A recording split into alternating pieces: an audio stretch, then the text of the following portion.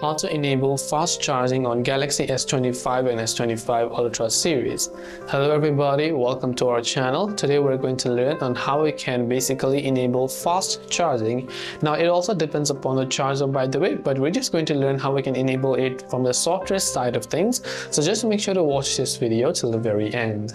By default, fast charging will be disabled on some Samsung Galaxy devices. Same could be the case with your Galaxy S25 series.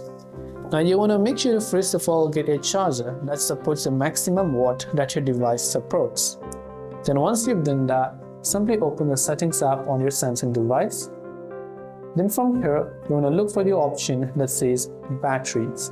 Now if you don't find batteries over here, you can try to search for it manually and tap the battery option. Here you can scroll down, go to charging settings and tap on it.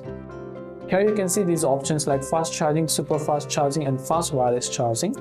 These options could have been disabled.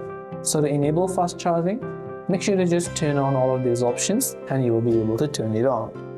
That's all for today's video. If you have any questions, feel free to also leave them down below. Thanks for watching till the very end of this tutorial and see you soon in the next video.